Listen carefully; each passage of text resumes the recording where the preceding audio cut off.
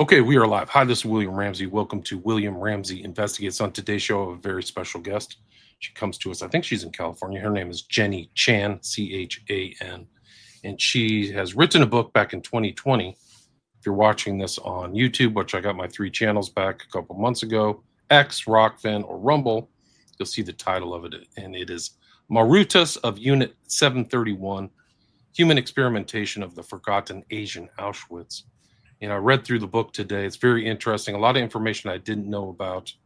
We're talking kind of in the pre-show. This happened, she can go in more greater detail, but these human experimentation happened in the context of kind of pre-World War II and World War II in what we call in the States the Pacific Theater. And in the context of this kind of invasion of the Chinese mainland, Manchuria, things like that. She's been listening to my Manchurian Candidate series, which I think we're on episode 14 now. Hopefully do 15 soon.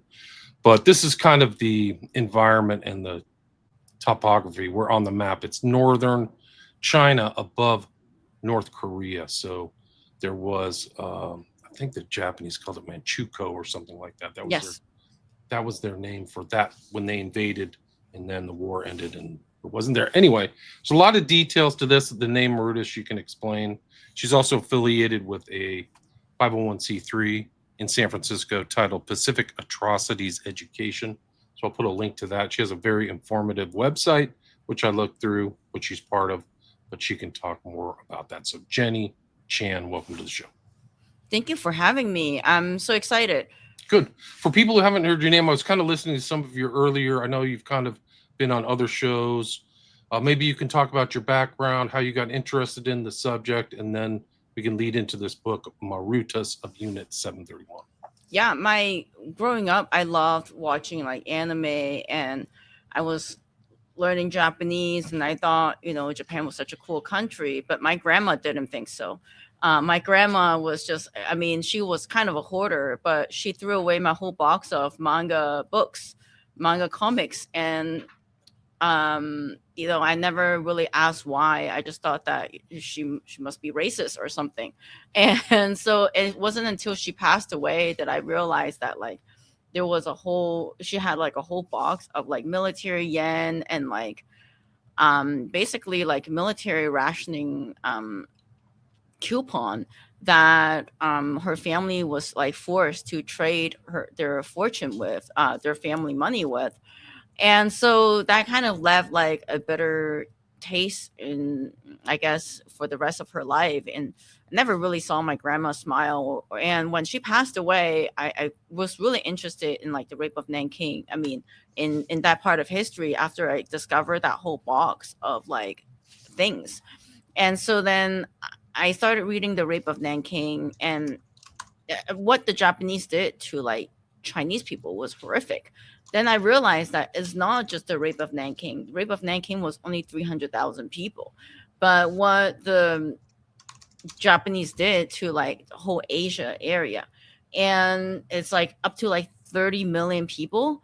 So I just thought that was very fascinating that we don't talk about it. I've never learned about it in school. It's like 90% Hitler. In fact, I think still today it's 90% Hitler. And so and then I read another book called like Rising Sun of Japan, and then I got really into like just really researching more about the Japanese war crimes, and I really wanted to find a job in this area, and there was no such thing. You see like a bunch of Holocaust center and a bunch of Holocaust research and whatnot. And I really see that there's like a gap of like knowledge missing, not just in English, but also in Chinese. I think because in China, the communists didn't really fight the Japanese. Like it was not really like, it wasn't the communist was the ally of the United States. It was the KMT, which is current day Taiwan. And the so, Kuomintang, yeah. yes, the Kuomintang, yes. And so then there was this whole knowledge gap kind of missing. And so that's when I decided that I want to start a organization that objectively look into like the brutality of Japanese on Asia, and also on on taking a look at what is happening, what was happening in the war. And wow, look at this. You already have a comment. We were talking about this recently, and then your information came across my desk. So it was like, oh, I got to get her on the show because we were talking about this. Human Yeah. experimentation is like part of kind of a recent theme of my podcast. So sorry.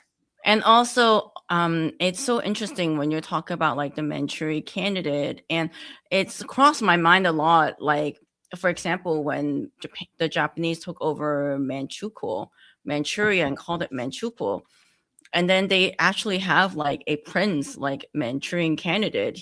The Prince Puyi, who was then the puppet candidate of Manchuria. And then I've always wondered if the novel like is based on that story, but then they flipped it around. I think that Condon was very wise, and you have to, in the context of what happened at Unit 731. This was after the people think of World War II in the U.S. perspective. I think it's December 7th, 1941. What happens in Hawaii, right? Mm-hmm. What is it? Pearl Harbor. And that's where it started. It didn't. The Japanese imperialism started in the 30s. It probably started earlier after World War I. But this imperialistic thing grew.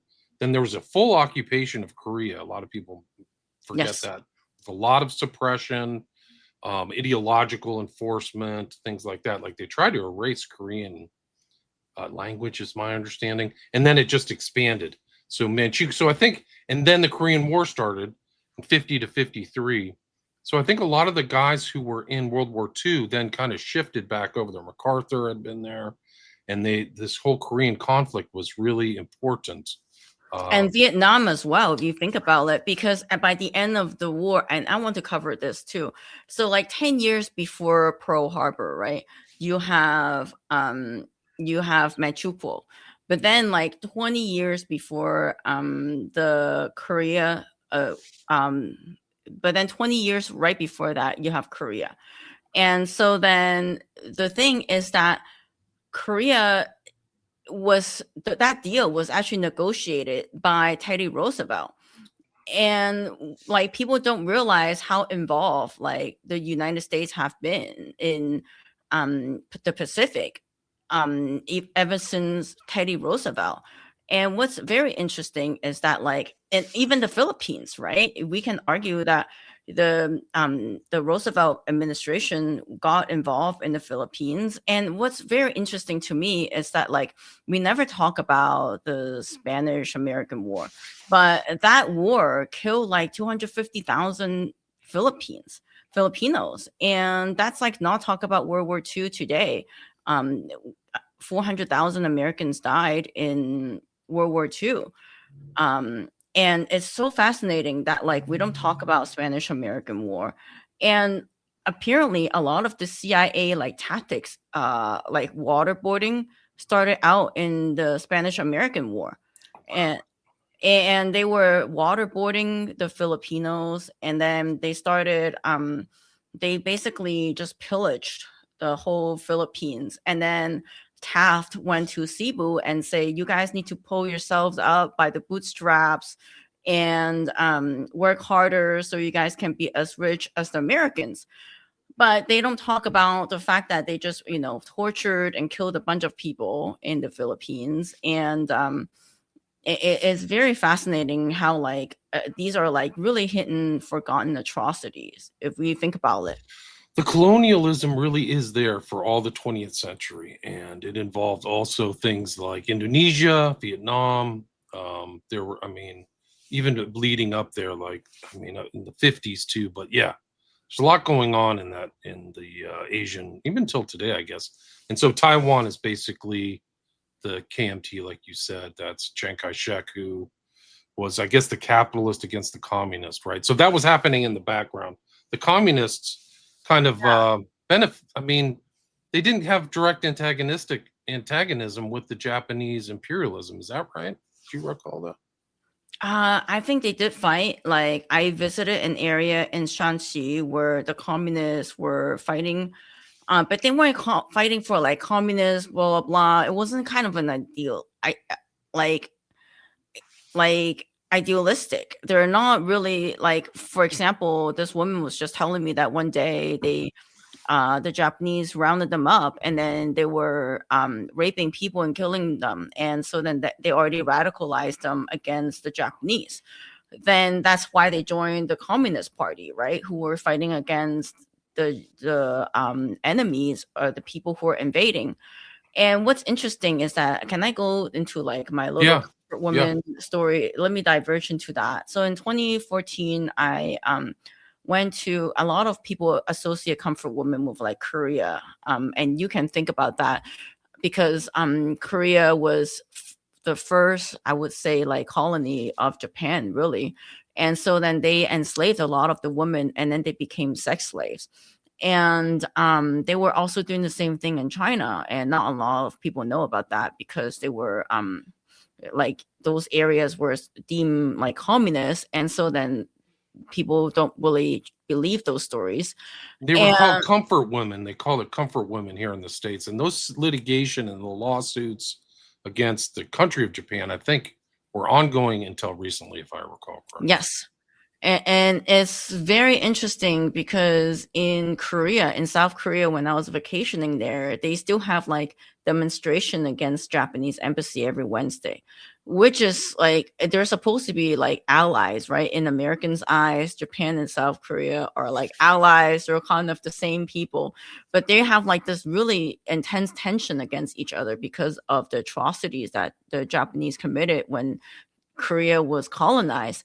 And so when I was visiting these comfort women in like 2014, it was just really fascinating to me that like they were like, I had never, I'm Chinese, but like I never go to like so-called communist areas of China until that trip, just because like my family were like against communism, and then that's why they escaped to Hong Kong. I think one of my uncle would tell me like these stories about like communism. But then when I visited like this like communist stronghold in 2014, it was so like, it was so intense to me to see that like these people had all had like Mao portraits in their living room, and I was thinking like, wow, maybe. And then they're like celebrating Mao like as their hero, like Mao just died yesterday, it was 2014. And I didn't realize that like to them Mao was a hero because he led the fight against not just like in civil war, and in their eyes Mao really improved their living situation. And when the Japanese came to like that region of Shanxi of China, they like rounded a bunch of women up, and then they like brought them to the comfort woman caves, where they were then subjugated to being raped every day, like by 10 to like 15 soldiers. And one of those women was pregnant after the fact. And in Asian culture, you don't like get, I mean, you don't have a baby outside of wedlock. And so then her mom like brought her to a cave and just buried the child alive. And it was like, it was horrific to me. And at that time I recorded the story, and it took me 2 years to even like digest these kind of like stories, and to write that historical fiction.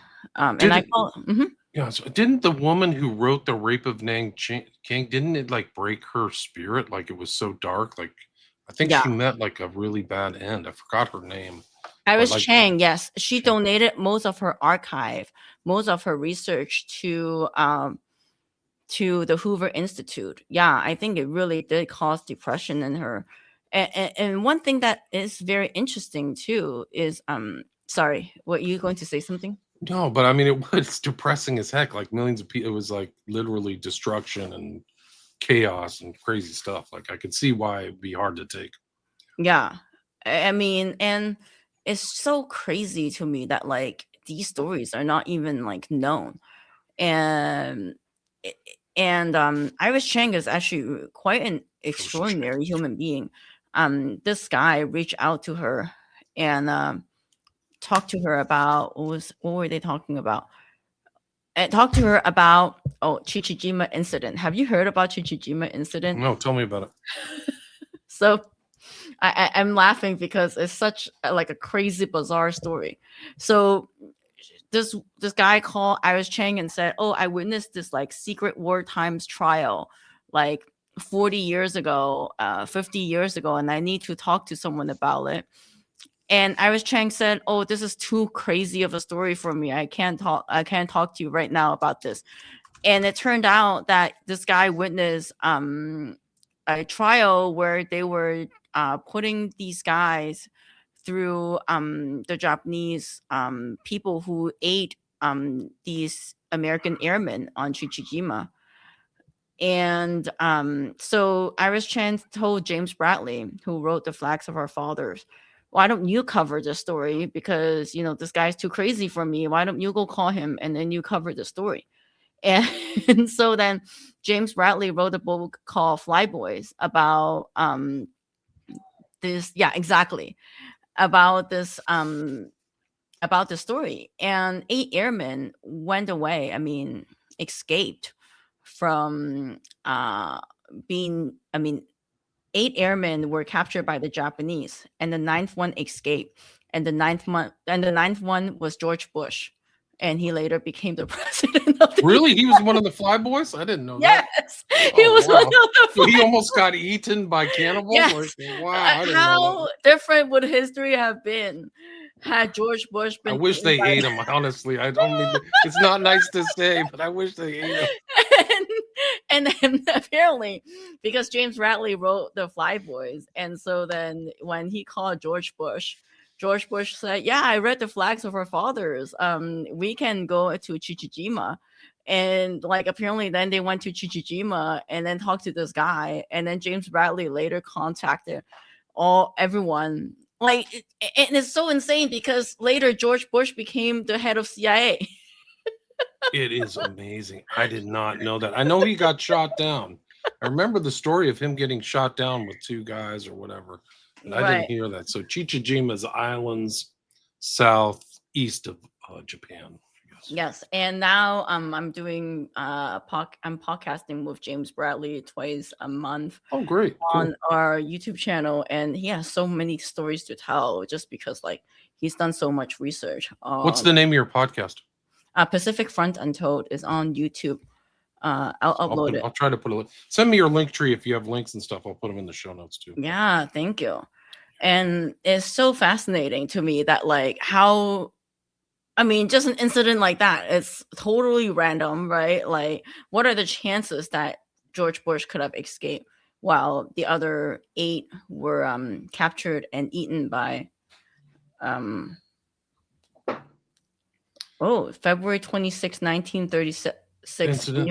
Have you heard of that? I don't know. Can you go more into that? Yeah, Annika, can you send another note there? I don't know. I've never heard of that. I don't know what that is. 26 February. Oh, that was a coup. Yes. That was a coup that was trying, and they have a lot of incidents like that where they had a lot of like radical situation where you could have overthrown the Japanese government, but then they just end up not doing. And that's wow, there's a footage of Bush being rescued by an Allied submarine. Can you imagine? He was the only guy who was not captured. And I'll tell you one interesting story about George Bush too. It was like about a few years. When was that? 6 years ago, I found this diary of Prince Konoe, who was Prime Minister of Japan 3 times during when Japan was in World War II.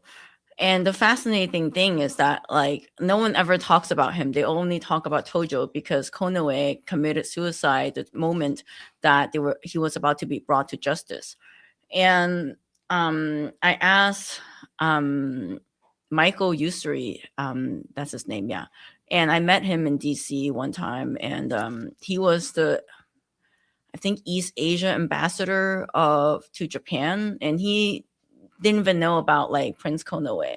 And like wartime Japan, nor did he know that George Bush was almost eaten by Japanese. So it's just like, so I think people are so like, people forget history, and like they don't realize like what had happened, and they don't realize like what happened then could like affect what's happening today. So like Manchuria is also very fascinating because the book was inspired by how Manchuria was a communist strong ground, and so then like they're doing all this things to brainwash people. But Manchuria was also where the Japanese captured as Manchukuo and then installed like an emperor, Puyi, and then they also did Unit 731, which was a human experimentation program there. And when you go to Manchuria, it's like super remote, middle of nowhere. You feel like you're in Kansas or something. Yeah, it's like probably the least populated part of China, right? Farther north. Right. Is that right? Yeah. Yeah, Literally north of Vladivostok, which is pretty far north. yeah. And when I went to Harbin in China, in Manchuria, it was so fascinating because everything looks so Russian. Like you can dress up as a Russian princess in front of this church. Wow. And they decided to do Unit 731 there because it's so remote. And Ishishiro, who came up with this concept of doing, yeah, there you go. Just give people an idea of kind of the map here. Yes. North of North Korea, yeah. Yes. Like it's actually easier, faster for me to go from like Harbin to Japan than from like Harbin to Beijing. Wow, interesting. It's just to like, yeah, give you It's an about idea. 300 miles, 400 miles maybe. Yeah, Difference and between San Francisco to LA. yeah, but you just fly there direct. And the fascinating thing was that like when I went, I was like, wow, yeah, this is a perfect time to do human experimentation here because it's so remote. And Ishishiro, the guy who came up with this concept of Unit 731, at first did it in like Tokyo. And in Tokyo, of course, it was not like it was just too out there. Is people are going to find out what they're doing. And so then he thought, well, if I needed secrecy, and this is like the time where Japan captured. Oh yeah, James Hong. I am on a WeChat group with him. We chat sometimes about his Unit 731 documentary. Sorry, I got distracted. It's okay. Trying to follow up with the comments. It's all good. And Ishishiro at first peed into like this water filter to get funding from the emperor because during Russo-Japanese War, the Russians were fighting the Japanese, and the number one cause of like death and like sickness was because of this water issue, water sanitary issue. So then he made this filter, he peed into it, he impressed the emperor because he was able to filter water like that. That's 1905, right? The Russo-Japanese War. Yes. Which Teddy Roosevelt also negotiated for Japan to win. Right. And you have quotes of Roosevelt in your book too. So yeah. He was a naval, he wrote books on like naval history and things like that too. So it's not. He was a best-selling author. Yeah. He I came to the conclusion it's like super hard to research Teddy Roosevelt. He's like into racial theories, and I don't know if you know this about Teddy Roosevelt. He's like into racial theory. He thought that it's only natural for white people to conquer the Pacific and to have like and to really be like there. And I would say that he was like Hitler in a way. I feel like he probably inspired Hitler, but I think that they probably a lot of those ideas came from the United States. I hate to say it. Like when the people are responding in the comments, like this isn't a Japanese hate show. We're just explaining history, but a lot of the stuff comes from these ideas that ended up in a lot of misery and suffering came from a lot of different places. The Germans are bad. The United States people were not very nice to the indigenous, so like there's wars, and the Chinese had wars among themselves, which were really vicious too. So, I mean, we're not trying to make somebody look terrible or place some heavy burden or onus on people. We're just trying to explain what happened so it doesn't happen again. Like some of Yeah. these people who are in these torture things, whether it's Mengele or wherever they were doing it or 731, they endured horrible stuff. And the U.S. post-war did a lot of experiments. Manchurian Candidate stuff is true. A lot of people got overdosed with drugs, and they use heavy duty like stuff like curare and Yeah. morphine. Like so. And it's so interesting about like Teddy Roosevelt too, because his grandson, I don't know if you know about this, his grandson started Iran CIA Right? Yeah, program. yeah. Yeah, he Yeah, his was name the was first. Kermit Roosevelt. Kermit Roosevelt. Operation Yeah, Ajax. Ajax in 53. Yeah. yeah. I was wondering, like, lately after reading about that, I'm wondering what the Roosevelt family's up to. The Anglo-Saxons had a lot of racial doctrines, and they still do. And some of the people I studied around, like the Manchurian stuff, were eugenicists, dullest Yeah. people, things like that. So, So but going yeah, back I mean, to human experimentation program, and there was this book I was reading about.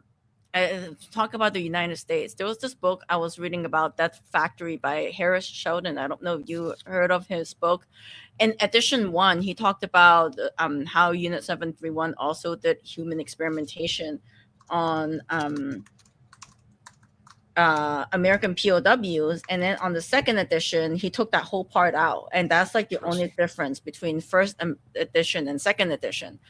And then when I was going through like the National Archives like rabbit hole and going through documents, I have came to the conclusion that his first edition is actually more accurate than his second edition, and the government probably told him to take out that part where they said that Americans were human experimented on because America and Japan were then allies.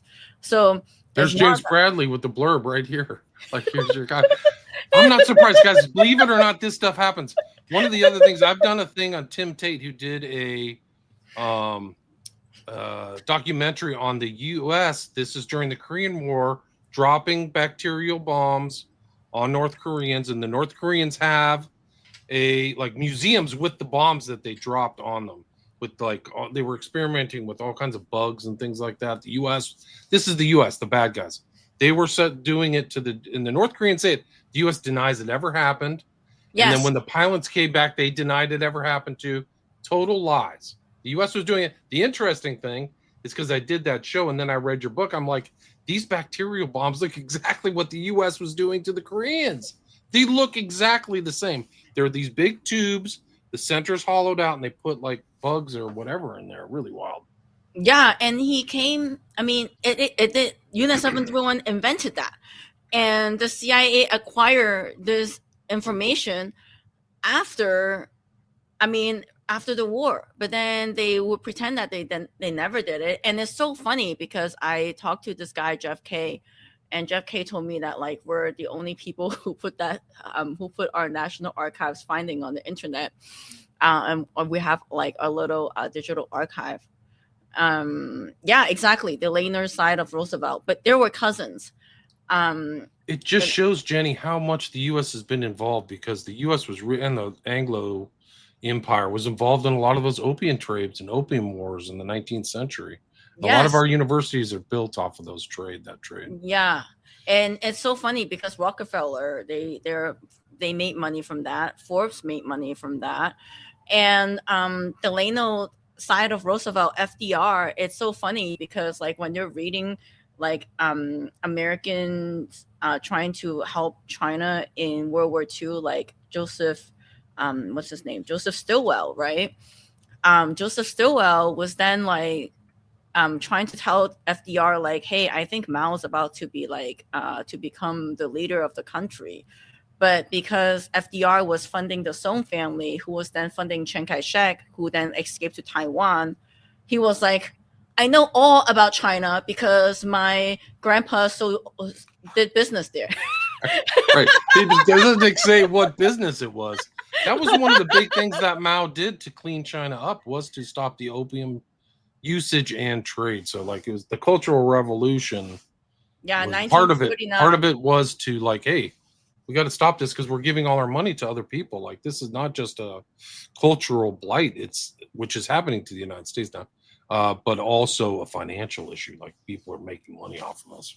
Yeah, and it's so funny to me too that like they all thought that they were like Chinese experts, but then they only saw a little part of China. Their grandparents only sold opium to like Canton, and then all the other people distribute drugs somewhere else or whatever.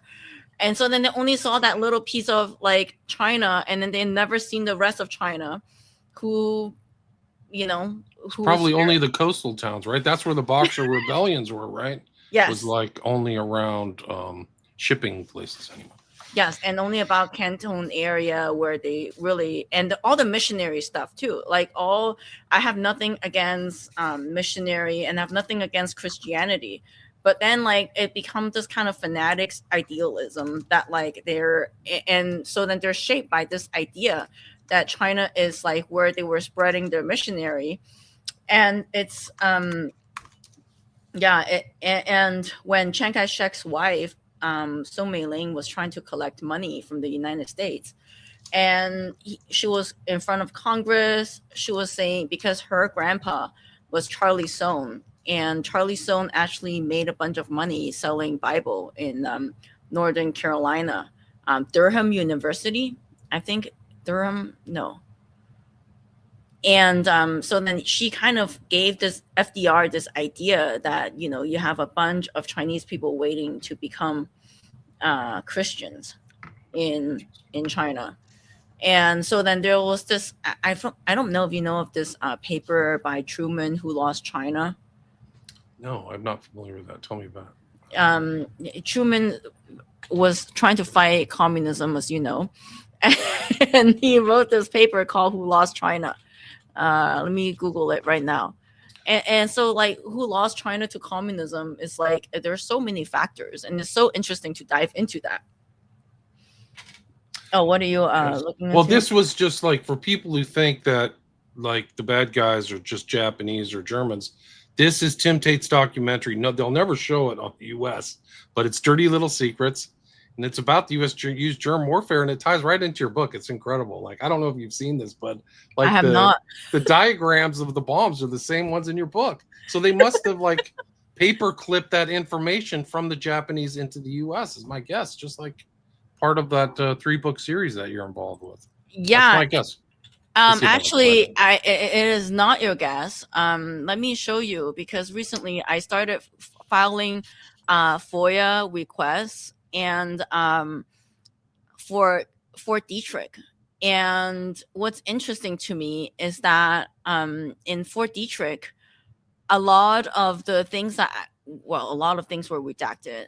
Can I share my screen here? Yeah, you can bring it up, and then I can bring it onto the screen. So. Oh, can you I just have to? You have to go present. There's on the bottom box, kind of should be close to. I just sent it to your studio chat. Okay, good. I got it. I'll bring it up. And so then whatever I was able to pull up, because like you have to see these boxes. It was incredible. Like 70% of the boxes was empty, and then whatever I was able to pull out of Fort Detrick just looked exactly like Unit 731. And you can see that they were like all these U.S. corporations that were doing biological weapons research with Fort Detrick. And it's not just Fort Detrick itself. It was also subcontracting other universities and with other corporations. For example, General Mills, the cereal company, was making like powder to use for the military. And we know from Unit 731 that with powder you can powderize anthrax. And what is Plum Island? That's kind of like another place where they did bioweapon stuff with the literal paperclip Nazi. His name, I think, was Kurt Blom or something like that. But they think that Plum Island, he bioweaponized ticks, and that's what's led to Lyme disease. Like literally, yes, yes, it's Fort Detrick that did all that, and it's very well documented now, but we never see it on media. And so anthrax, let me go back to anthrax and glanders too. So in my book you see these diagrams of bombs, right? And Yeah. what's interesting to me is that in do you know about the Doolittle raid, right Yeah, they like after flew over Tokyo? Tokyo and burned like half of it down or something, burned Yes, target Tokyo down. Tokyo, Yeah. right after Pearl Harbor. FDR was pissed off, so then they did like a whole thing where they had Doolittle fly to Japan from Alameda Bay on USS Hornet. But what they didn't realize is that like it's a one-way trip. So in order to escape from Japan after you're done bombing that place, you need to either go back to through China, or you need to go to Russia, or you get captured and you get killed. Um, so those are three options. The guys who flew to Russia ended up being like detained for a while, and then those who were in who flew to China were saved by the Chinese. But then later, when the Chinese people were trying to like rescue them, right? So then they rescued them. They rescued the pilots and whatnot. And then Unit 731 went back to that province and did like a biological attack on the soil with glanders and anthrax. Oh wow. And so then it was like it was not even until like 2014 that these people even what do you call it, Was it realize exposed? how Oh, to in 2014 these people realized how to like skin graft to figure out how to cure their rotten leg disease. Like after the Japanese attacked these villagers, when they were working on their land, they started having like um their legs were falling off because their legs were so rotten by what they were doing. And it was just really disgusting. And there was this woman named Wang Shen went to who studied Japanese from China, and she went to court with these people, with the Japanese government. And I think she's also featured on James Hong documentary that one of your commenters said. And she got the Japanese court to admit that they did Unit 731, but she was not able to like get compensation out of what they did to the soil. And so it was like, and it wasn't until like 2014 that they figure out skin grafting, which then saved um, like people's livelihood. And to me it's like so scary of a thought when I was researching into all this. Like who's keeping us safe? Who's going to right. prevent, like what if someone did some kind of bio agent at a park, right? And then you just go into it and then suddenly your arms are falling off. Like how are we supposed to keep ourselves safe? Right. I mean, it's really wild. Here's two versions of hell. I found it. The Tim Tate documentary cannot be found online. It's not, Al Jazeera made it private. Like it's too people are really angry about that because the Americans are supposed to be the good guys on all this stuff, not experimenting on the Koreans. It's there, man. It's really wild. But how did you first hear about it? Because you're obviously American. And It's because I know Tim Tate's done other. He's like he's actually a real investigative journalist.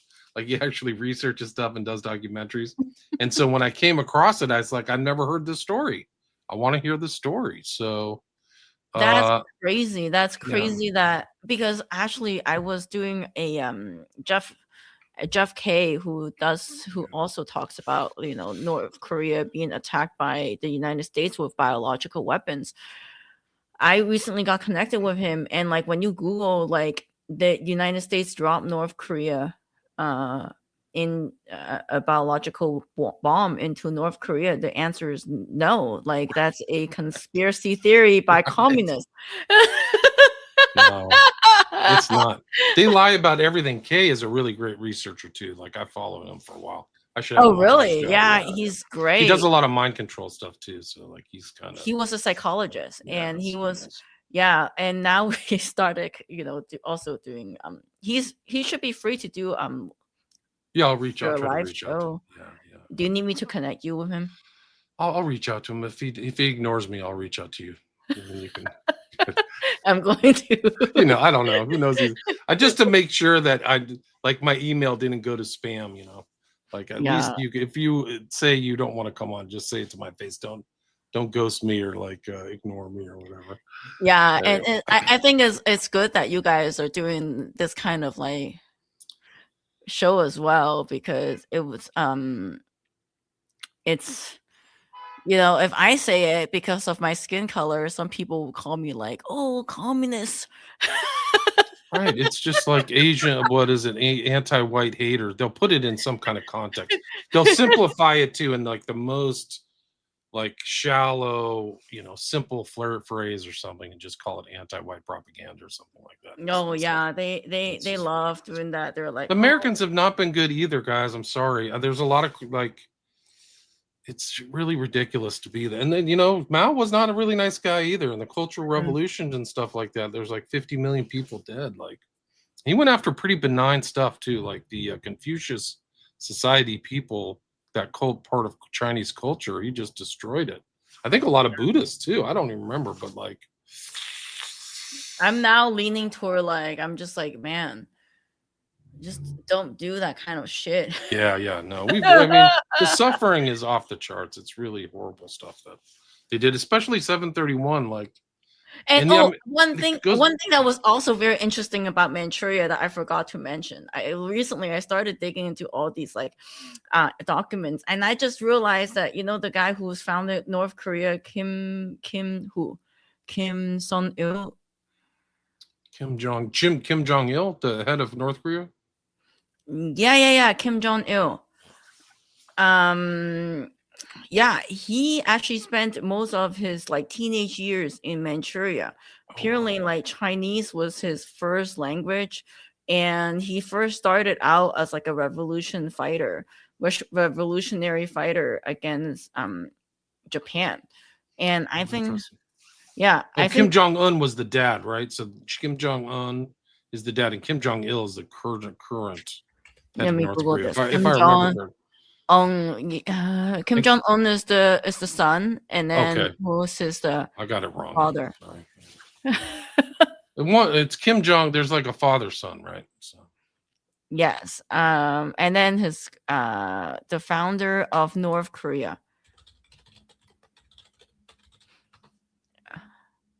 Kim Il Sung. Yes, Kim Il Sung was the guy who actually was in Manchuria at the time. wow, interesting. And he founded North Korea. And so I think that's why a lot of there's just like so many history that we're not told. So many things that we're not told. Like I wonder what happened in his Manchurian days with and to talk about like erasing history and erasing language itself too. I think find part of the research why it's so hard to research into like Japanese war crimes or like what had happened in Korea and whatnot. It's a language issue, and I think when America occupied Japan, it really erased this because classical Japanese is more closer to Chinese in my opinion, and then now it's more like hiragana, and so then it's more like English inspired.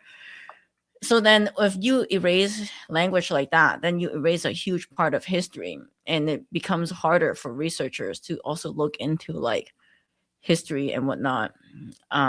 So yeah.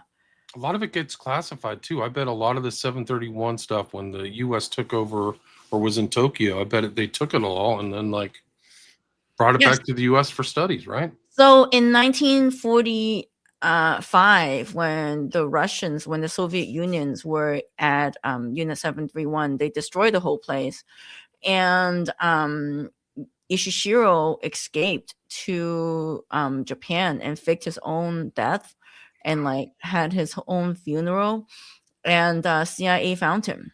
Uh, and, and the crazy thing is like after CIA found him, he was trying to like play it cool, and then he was denying a lot of things, But then it was like through interrogation for like, and it's not like a few weeks or a few months. It was like 3 years of interrogation. They even sent like top scientists from Fort Detrick into Japan to see like if these guys are like, can this research happen? Do you think these like research data is legit?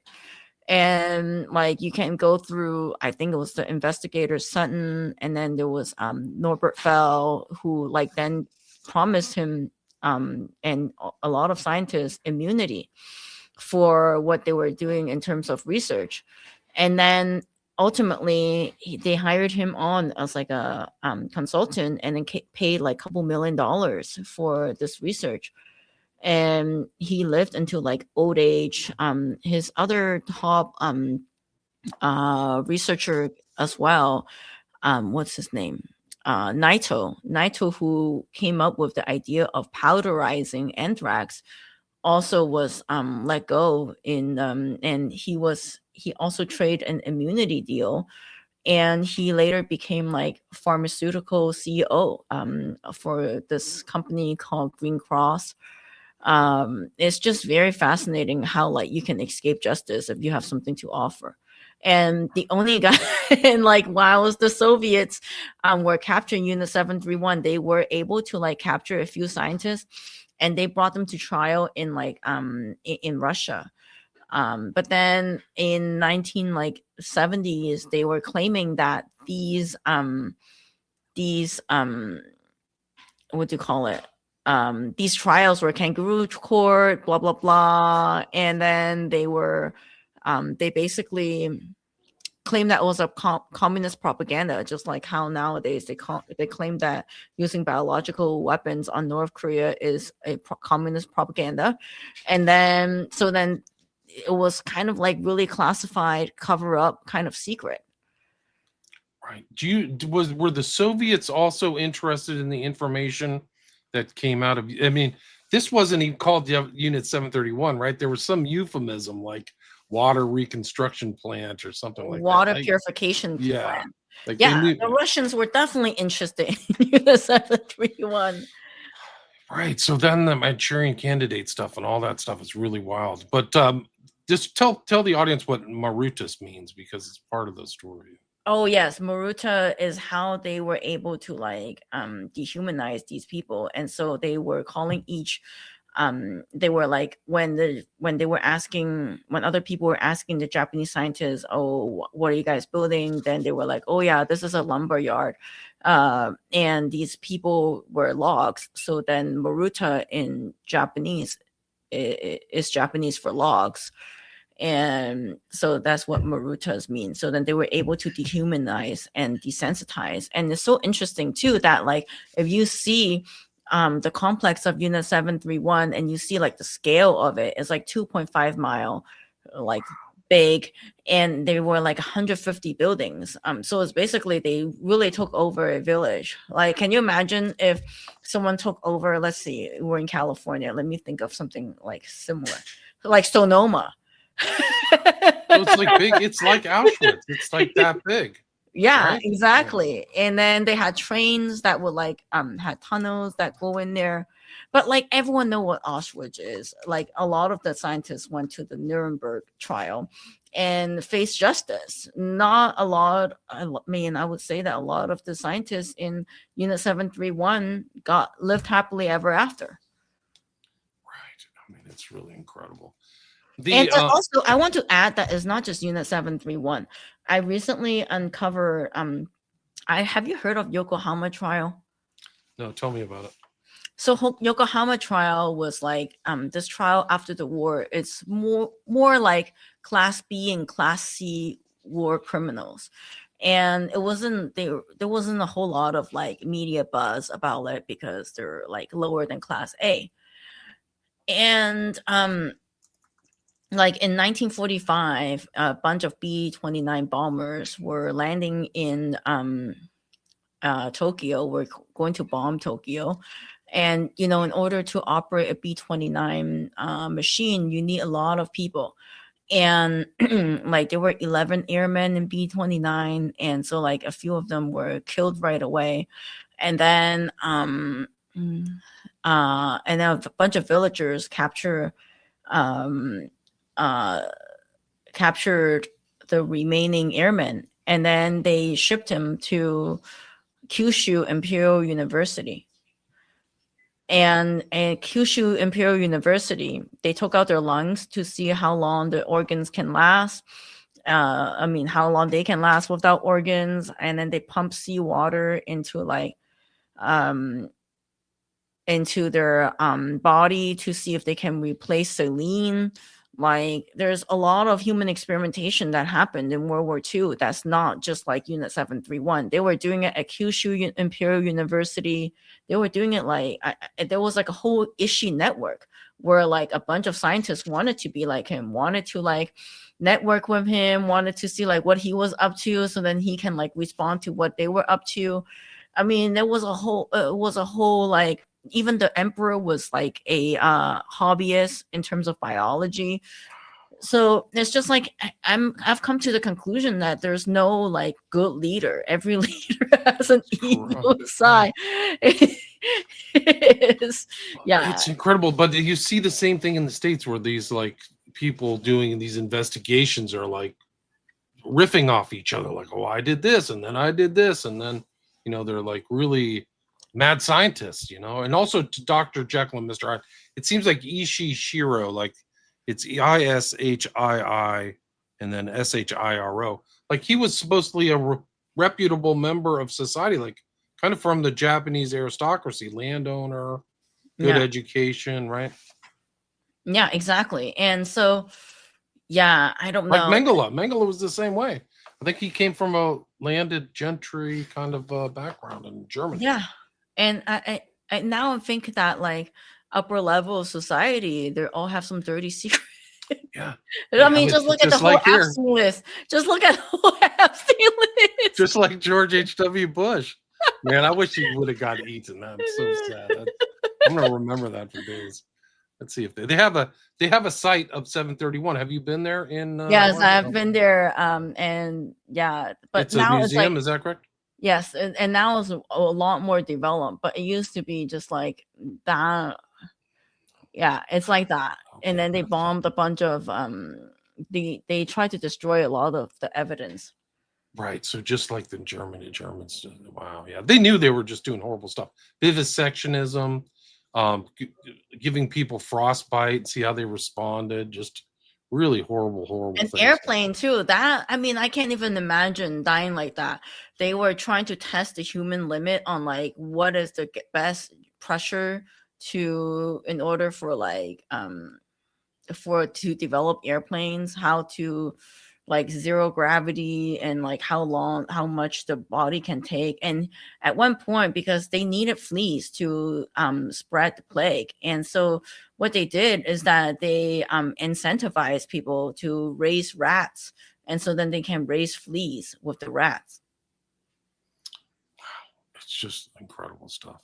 The overlap between this and the whole bombing, the U.S. bombing of North Korea, I didn't know that until now. Like, I mean, if you can find that Tim Tate documentary, Dirty Little Secrets, it's incredible. Yeah, it really ties into 731. I don't think it's online anymore. I could be wrong. No. Wow. So there's a lot of memorials here. So 731 has had an impact in China, at least in that area for sure. I think it's also had an impact in like, because recently we did an interview with the son of 1644, and I was asking him what is 1644, and then he was saying that like he doesn't know, because people think that he's the expert, but he actually had only scratched the surface of it. And apparently it was also a biological like weapons development in Nanjing. After Japan took over Nanjing, they turned an area into like a biological weapons research area. And the son had just found out about it after the father died. And then he was trying to go to the Japanese government archive to see what is going on. And then they don't know what's going on. And he just found like an album of like name notes. So for sure they were like doing biological weapons there, but like he doesn't really know. And he thinks that like it's just so covered up that people need to know about it, and like people need to do more research in this area. Yeah, this looks like a depiction of these kind of frostbite tortures. It has to be seen as a torture, but that looks like it's from the museum there. You can see one of the guys in a very cold room or something pouring. No, it doesn't need to be a cold room. Manchuria is cold. So in Okay, so Harbin, it's like super freezing. It's already So cold. they just push outside. They just push these people outside and expose their limbs and see how long these limbs can last in like below 5 Celsius, and like and then like they cut their limbs to see like what would happen. Wow. There's a depiction of how big it is, just like you said. It's like a small little town. Wow. Yeah, he even built like movie theater for his scientists to hang out. It's just fascinating that like you can go take over, like when people take over a town or when people take over a province, that they can set up a whole situation like that. Yeah, the same thing happened in Auschwitz. And like you mentioned in your title, it's like they had people there, and then like inside people are going through horrors, and outside people are living normal family lives, like guys and their families and eating. And how did they find the subjects, the victims? Oh yes. So the victims, that's a great question. Apparently whoever was rebelling against the Japanese emperor or like the Japanese empire, right? Like if they find a homeless guy on the street with nothing, with no family, that's a perfect subject matter. I mean, that's a perfect human subject because no one's going to be looking for this guy. Right. So they just brought him in there. Wow. Is this the graveyard here? Is that it? Wow. I don't think so. I think that must have been some kind of like, yeah. And it's so untalked about too. Like they had different. So for example, if the scientists die in Unit 731, they have like different incinerator for him, versus like the Chinese and the Koreans have had different incinerator. And it's not just like about killing. I don't know about the super soldier stuff, but then it's not just about like killing people right there and then. Like China currently, they're like going through some development stuff, like they're developing skyscraper, and so then when they're building skyscrapers, there were like a lot of construction workers who uncovered a lot of the chemical and biological weapons while they're working on the land and whatnot. So it's like it's something that is, like I said earlier, you know, when you have a biological weapon, it's not like you can just bleach it and then clean it. Right. They have to cover it up too, right? Yeah. After they're done. Yeah. Or did it escape? That's, I think, what Lyme disease is. It's escaped. Like, wow. It's really scary what they're and doing. It's not like you can just clean it. Like I don't know if you've seen pictures of Fort Detrick. Like after Fort Detrick is out of business, look it up. Aftermath of Fort Detrick. I was looking at this picture of like aftermath of Fort Detrick, and it's not like you can just the biological weapon stuff like escape. Wow. It's interesting because you mentioned this whole thing of like weaponizing anthrax, and that's the anthrax attacks that happened after 2001. Somebody traced them back to like aerosolized anthrax from Fort Detrick. And like, it's from Unit 731. That technology came from Unit 731. Wow. So that's how like it dates from. So it's not like it's some old stuff that no one cares about. It's very relevant. And Pfizer, and I was very surprised to see Pfizer is like a contractor of Fort Detrick, and they've been like a contractor of Fort Detrick for a while now.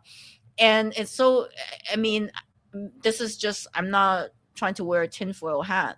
I don't want to get into trouble, but like, how did Pfizer come up with vaccines so quickly? Right. I mean, how's this going? Yeah. Hey guys, pretty gnarly stuff in 731. No question about it. No question about it. Hey everybody, welcome to welcome here. Thanks for being here. Got a bunch of dirty little secrets. Yeah, that's the name of it. Makeshire. If anybody finds that an accessible documentary about that, it's about bioweapons by Americans against North Korea. So it's Jeff But K can probably talk about it. He probably watched it. let me see if I can get it. But yeah, it says here they shut it down. It's like, Right, but then the aftermath of it, you can see that they bury all these like things, all these like vial and whatnot underneath, and it's, yeah, environmental contamination. It's not like you can have a bunch of fleas and then they just go nowhere. You know, they're still alive. February 2015, the residents filed a class action lawsuit seeking $750 million for wrongful death, pain and struck. So somebody feels like they got hurt, injured there. Wow. Yeah. Not surprised. And they were doing all kinds of like experiments too in Colorado. Like a lot of the Fort Detrick documents that I started looking at, they were doing like research in Colorado where they were trying to see like airfield and whatnot. And so then wherever there was a US base, they were kind of doing experimentations there. So there's definitely environmental harm in releasing all kinds of biological weapons like that. It's like a lot of these US bases too. They have such horrible backgrounds of like poisonings and mysterious deaths. And I think Frank Olson came out of here. He died fell out of a building in 53. They were doing mind control stuff, but overlap with, that was considered kind of biological stuff too. They're secretly poisoning people, LSD and all that stuff. Wow. Oh, you need to look into this book. I was talking about it with Jeff K on my podcast. His friend wrote this book, and his friend, I don't know if you heard about this guy named John Powell, and so his son wrote it.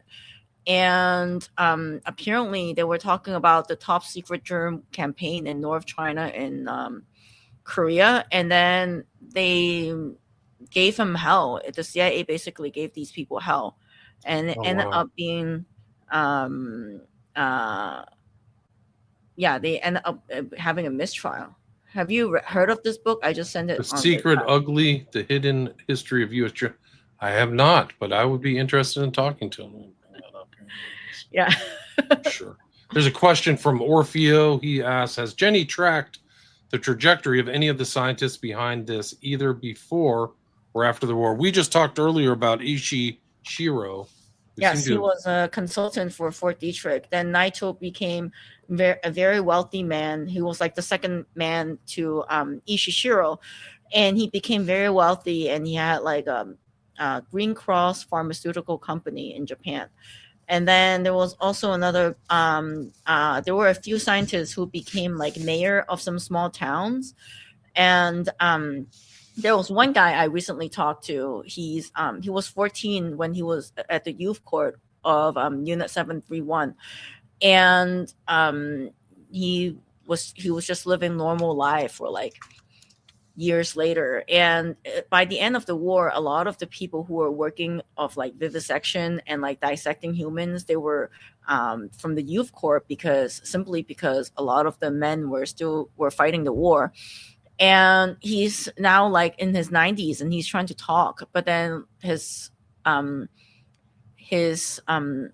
and his wife told him to not talk because that's really putting them in some kind of embarrassment, and like they don't want to be ostracized by society. So so basically if you're a scientist of Unit 731, you basically live happily ever after. It's a shame. It's amazing. It's because it's secret and then it's covered up by the military guys. The intel guys covered everything up or controlled it or saw something, just like the negotiation between Galen and Dulles and all these guys post-war. Like, it's weird how some people ended up at Nuremberg and got killed and some didn't. Like Otto Skorzeny got away. Like, it's because they had stuff. They negotiated with people. I found Tim Tate's documentary. You can find it at timtate.co.uk. Let me see if I can find this museum because it's almost like the museum that I was just showing. But here's all the guys denying they did it. And then he's got pilots on there saying, we did it. Yeah, we dropped bioweapons. But there's like, see, that might be Shiro Ishii. I don't know. But they have this museum here where they show these weapons. Yeah. Anyway, I recommend people go to Tim Tate's site and see this. I couldn't find it anywhere else. But the museum they have here shows all the. I want to get it because it shows these missiles like you had in your Oh, book. go back. Oh, that's the Unit 731 museum curator. That's the Oh, that's director. him. I had lunch with him. He was Oh, so cool. funny. Yeah, he like offered me a cigarette tray. Nice. You got it. Your choices. That's old school. That's old school. I'm So like, oh, I don't smoke. that's good. There it is. There it is. That's what I was trying to show you. These look like Oh yeah, exactly the yeah, things from your book. Almost like the drawings from yeah. book. Yeah. There's Wow, those little missiles. Shoot. wow, nice. Yeah, this is a good one. There it is. Those are almost like the drawings from your book, right? Yes, that's Yeah. exactly it. Yeah, yeah. Yeah, Tim Tate's done great work. His work has resonated here. Conspiracy of Silence, who's involved in that. A lot of other stuff, some pretty dark. Like I said, he's actually a real journalist, not somebody who's affiliated with some oligarch or something like that. It's so crazy to me that like, we sell this idea of freedom of speech, but it just looks like the media is just parroting what everyone else is saying. And then I don't know if you've seen these like videos of like 5 different media outlets saying the same thing. Yeah. The famous one is the Sinclair. Have you seen the Sinclair one where they all make 100 people make the same statement at the same time? No, can you show me that? Yeah, let me see if I can find it. But let's talk about your website too. This is you have this is somebody, you actually have the real documents. People can check it out at Pacific Atrocities. This is you, right? EDU? Yes, this is also me. Yes. Because we have, so at first I started posting it on our website, but then we have so many documents and like I wanted to make it clear and easy to find. So I put it onto Omeka. So this is like an Omeka digital format document. So then you can like browse exhibitions where I put all of them together, and it makes it easier for researchers to like access it. Recently I had like a group of high school students who reached out to me to do like a documentary of Unit 731 and Day 1, like National History Day in New Mexico, which is so I think young people are interested in this part of history now. But yeah, did you find the Sinclair one? Trying to find it. I mean, it was like, it's really, there's people commenting. I'm trying to find the original. If anybody knows where that is in the chat, send it to me. But it goes out on social media. You can probably find it on X. Just type in Sinclair Media, where it expands from one person, and then they're just really clearly reading from a script to different audiences all over the country. It's crazy. Yeah, and then about Operation Mockingbird. Of course, yeah. Which is so after you realize like what came out of the Cold War, it's like so hard to trust anything I read. Right. I mean, I think that a lot of thinking people have given up on the media. I don't know. It's kind of like a different generation still watches TV, but my generation does not, and my children's generation, who are right around 20, they don't watch TV for news at all. They are either on TikTok or talking with their friends, or not even on Facebook. Like I think Facebook it's not gonna make it, but they get their information maybe from X, or just they get a lot of stuff from their friends who send clips to each other. That's how they get. It's so like, but then I still have like friends who watch MSNBC, and then when I say something, and then they like send me an MSNBC article about how it's not true and whatnot. It's just fascinating. That like I must be in a different friend group, because nobody I know talks about that. But who knows? Your website. Tell me your website again. PacificAtrocities.org. Thank you. PacificAtrocities.org. And okay. There you go. So it's in that's your website, PacificAtrocities.org. But your foundation. Yes. Is Pacific Atrocities Education, is that right? Yes, yeah. That's the full name, but no one is going to go type out the full name. So we short it. Yeah. Or you got stories, James Bradley, internships, books, archives, resource page, membership, community movie day, and contribute. And is this the best way to contact you, is through this? Oh, okay. Mm-hmm. Let's see if somebody can find that Sinclair. I want to find the original. Jenny is a great, somebody give you a compliment there. Let's see another question from Truth Lover. Isn't what Japanese did in 731 part of what many did in history for the advancement of medical science? Excuse me. Many crazy things have been done in development of medicine and are still being done. Do you want to answer that? Have any thoughts on that? I agree, yeah. But then the thing that's crazy about this whole cover up is that like when you read through the whole cover up and the investigators and what they were saying to Unit 731 scientists, they were like, wow, we can't do this in the West, not in today's standard. And this is like in 1947. And so they were like, well, we can't do this in today's standard, so let's do it now. And so then, like, I don't know if you have read about these like Ukraine biological labs. And so another cover up, right? Another cover yeah, it's kind of like that, right? Like you can't do that in the West, so we got to outsource it somewhere else. And so who knows what is happening nowadays with like things that, you know, who knows what we're outsourcing nowadays. Right. I mean, it's clever to make somebody else do it, then it's no oversight. A lot of the stuff they did, I know for MK Ultra, they put it in foreign places like Canada and at Atsugi, believe it or not, outside of downtown Tokyo. There were a lot of stuff in the 50s. So who knows what they're doing now? You know, shut down something here. Or they actually did it at Guantanamo. They actually implement MK Ultra behavioral modification stuff like sensory deprivation at Guantanamo. And they did it recently to like a lot of these guys who were fake terrorists. They put them in there and gave them the treatment really bad. So yeah, maybe not as bad as 731, but they tried to like rewire their brains. This is only MK Ultra is terrible stuff. And yeah. You know, rewiring people's brain, right? And like I have a feeling that when we read about MK Ultra and like Unit 731, we really don't know what the suffering is really like, because like we can read about it, but then like we really can't imagine what it's like to be like frostbitten after and like organs and whatnot. So we can read these reports, but we have no idea what those people were going through. Good point, because they're all either died or like we don't know the long-term out. People are still learning from these behavior modification experiments. The information's slowly coming to the public's eyes. Like there's a recent case about you and Cameron that opened up what they were doing. They were doing really dark stuff. So I don't know if on par with 731, but it was total, you know, the Hippocratic Oath was torn to shreds and all that stuff. Like, don't they have, I mean, you mentioned in your book, one of the things I forgot to bring up was that there is the Geneva Convention stuff, right? So the Geneva, yes. Can you talk a little bit about that?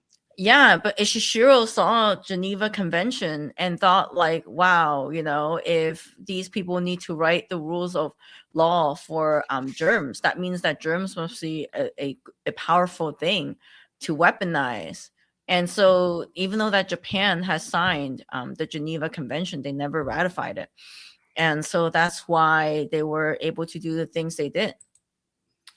Right. So they never ratified it. Wow. Science without ethics. That's right.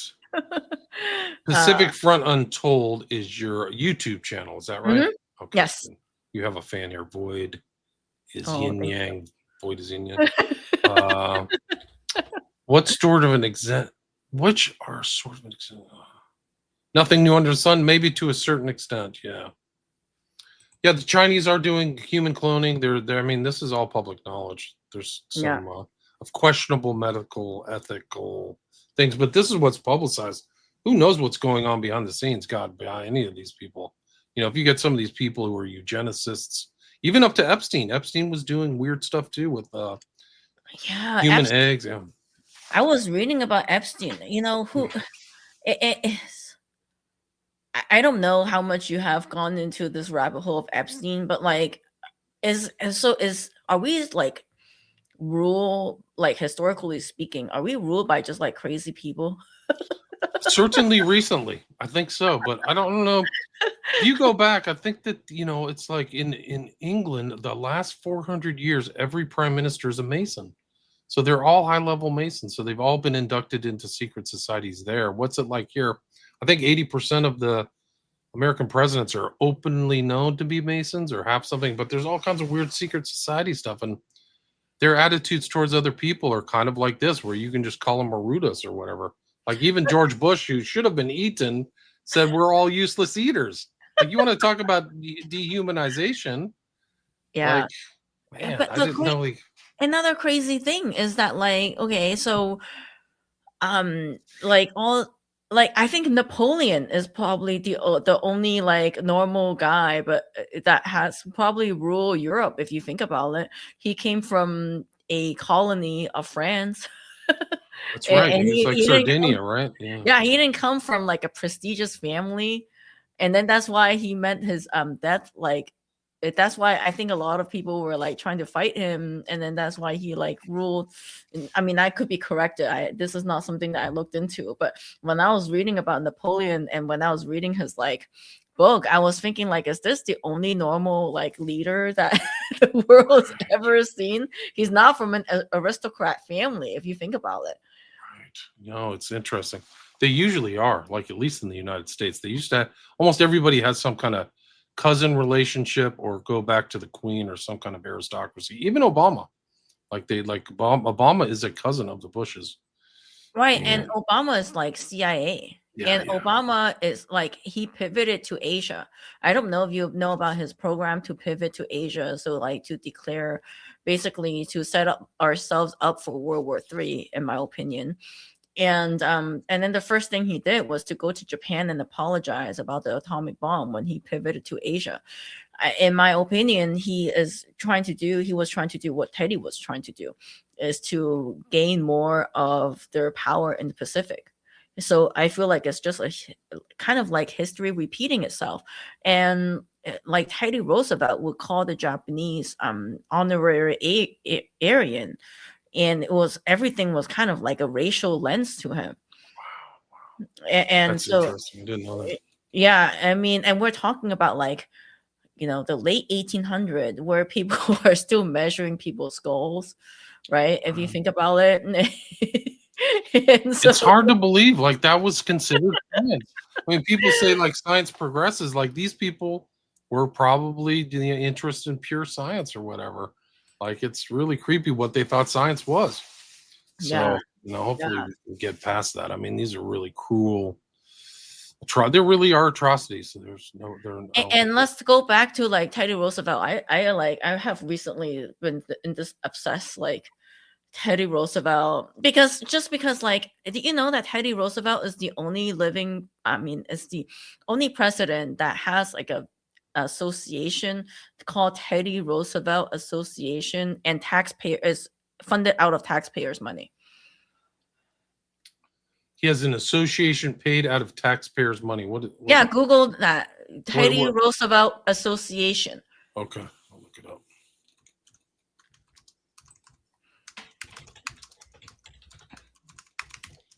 Nothing would surprise me. Oh, there it is. The Teddy Roosevelt Association. Yes, so it was chartered by Congress in 1920. So ever since 1920, they have been paying to kind of like sponsor national mythology of Teddy Roosevelt. Oh wow! Yeah, and Teddy Roosevelt is, I think, it is so fascinating because I mean, if you think about it, right, his PR is top notch. and I've been like wondering why his PR is top notch, because he paid this association funded by tax dollars is paying for historians to say great things about him. Brilliant, man. These guys are brilliant. These guys are great. They're great propagandists. So get the taxpayer to do it. Yeah, so name one like bad thing you ever heard about Teddy Roosevelt. I feel like if you say one thing bad about Teddy Roosevelt as a historian, you're going to be shunned. And so like if you think about it, right, there's like all these documentaries that is about how Teddy Roosevelt overcame asthma. He was a rough rider in Cuba, and like Teddy Roosevelt was a hunter. Oh yeah, here it is. This cracks me up. It's like, what is Teddy Roosevelt not? He is a president. He's a hunter. He's the soldier. He's family man, conservative. Yeah, he can fight a bear. He's a Superman. He's an Uberman or whatever. Wow. Yeah, This is I didn't even the 501c3. And it's like a taxpayer funded 501c3. That's And amazing. and That's like amazing. if you go like on YouTube, there's like a ton of YouTube videos about Teddy Roosevelt in like the most positive light. And then they would always like there's like Lucasfilm production about Teddy Roosevelt. I don't know if you ever watched it. Um and so yeah, it's fascinating what and Teddy Roosevelt, okay, so do you know about like 1905 World Expo in um San uh Francisco? Was that no, San it's Francisco? not San Francisco. I think it was in St. Louis, but it was a World Expo, and it was right after America conquered the Philippines. And in that like that time, it was like very unpopular to go conquer somewhere else because America is like an isolationist country, and so like it's kind of like today with Venezuela, right? Like it's not a popular thing to go and kidnap someone's president. And so when America went into the Philippines, it was not a popular thing to do. And Teddy Roosevelt didn't want to seem like a colonist. So what he did after was like brilliant. He somehow got Smithsonian to go find like some random Filipino who live in the mountains in some tribe, and then like shave their teeth so then their teeth look like this, and then put them into a pen, and then put a dog in there and say that these Filipinos are eating dogs, and so now we need to like really um make sure that these Filipinos are civilized. Wow. So it's a civilizing force. That's the greatest excuse I've ever heard from the colonists. We're bringing civilization, but then they dehumanize them, right? They Right. call them Marutas, and then it's like Chinese civilization is rich, man. It's like thousands of years old. It's super complex. Like you Yeah, can but get like into all kinds. I mean, Buddha is just Chinese Buddhism or Confucianism itself. But like so the presumption is really great. It's shocking. It's like but wow. like But I'm not, like you said, 250,000 Filipinos were killed. Like they were indiscriminately shot. right. Almost like what the rape of Nanking or something like that. Right. Super recent. And people don't talk about this. Yeah. People never talk about like the Philippines as like a US colony. We almost try to make it sound like it's some kind of like our ally, but it's like almost, in my opinion, is ally by force. Yeah, it's like a pseudo colony. And the US has always been tinkering, and really ugly people like Edward Lansdale's been there and all this stuff. Like they don't really have a choice. Like at a certain point, if the US is there, and the US has a huge military base in Manila, or used to. I think they decommissioned it, but They decommissioned it, and then now they're yeah. going to bring it back. And what the Manila newspaper, I don't know if you read like foreign newspaper, they said Not so that much. this is going to be this is going to bring the single mom back because of the GIs has so many single moms Right. Oh in the jeez. Philippines. Oh, God. The US GIs do not have a good reputation too. In Japan, in Okinawa, it's not pretty. Yeah. So And like uh, a lot of people don't realize like when you go abroad, like Americans are so hated, and then they don't think about like why, right? Like and it's just like, I mean, if you think about like Yugoslavia too, like the Yugoslavic people were bombed to basically, I mean, it's not even a country anymore. Americans have very shallow. Live here. I talk to them. They have a very shallow understanding of U.S. foreign policy and its impact. They see things as kind of like a chessboard, very two-dimensional. But the best thing for an American to do is travel around and see how reviled America is by almost everybody on earth. Like I don't know who likes America anymore. I mean, I can't blame them. The thing is that when you talk to people, they think that you're actually making decisions for your foreign policy. They probably have as much power over foreign policy in Yugoslavia as I do, and I live here. You know what I mean? Like, Yeah. I don't get a say in this. I would vote for saying, like, to Trump, don't do any more wars. What does he do? More wars and bombings. Like, it's crazy. So Well, it's not like we don't get any say. You have an illusion of a choice. yeah, you have a losing choice. It's probably worse. It's worse than no choice at all, right? Yeah. Like at least saying you get no choice, you're a serf. But instead, it's like, hey, you have an opportunity, go vote. Like, and the And same thing also happens. The like policy rolls forward. Yeah, and like and fine if you just like kind of announce it to us, like, hey, it doesn't really matter whoever you vote for, we're just going to vote for whatever lobbyist group anyway. But they don't announce it like that.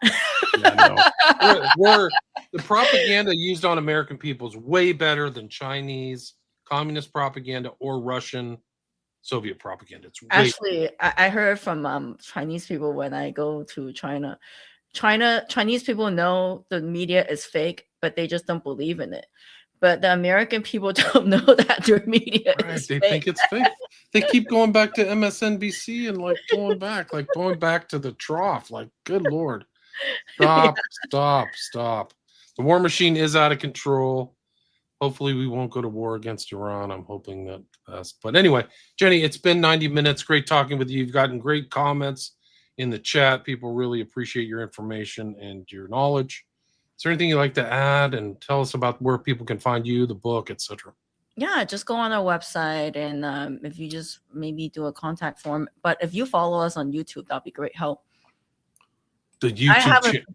Yeah, I have a feeling we're like probably censored on YouTube. We're Pacific Front Untold on YouTube. Pacific Front Untold, and then your website is pacificaatrocities.org. Yes, And you can find the books, and your book is on Amazon. Amazon, and you can get it. You can get the book as Kindle, audiobook, and a paper book. Is that correct? Yes, that's correct. Right. So people can check that out too. And then, like I just said, sent you there our it is. There it YouTube. is. Pacific. Let me pull this up so people can at least see the graphic here. I can do. Oh, I got some music here too. Yeah. There it Thank is. you so And then much. you also do a podcast, right? Yes, and it is on there. It's on our YouTube channel. Okay, so your podcast is on your YouTube channel. Mhm. And that was with what's the other guest name? I forgot his name. Yeah, Facebook, Instagram, website. So you got a lot of links here. Just go to that. I'll put a link to your YouTube and your book. And Yep. again, the guest name. Anything else before I wrap it up? No, thank you so much Okay. for having me on. Yeah. And yeah, I would love to come here, shoot the shit with Yeah. Jeff K. Yeah. Well, send him an email. You send the email. Maybe that's Yeah, a why better not? introduction. Why don't we do this? Why don't you send him the email and then both of you come on and we can talk? Yeah, there we go. I think that would Okay. be a lot of fun. I Almost. think we're very like-minded. So I'll definitely Okay. send that email. Definitely. Okay. And again, the full title of your book is Marutas of Unit 731, Human Experimentation and the Forgotten Asian Auschwitz. Thanks so much, Jenny. Appreciate Thank it. you. Bye-bye. Okay, I'm done. We're good.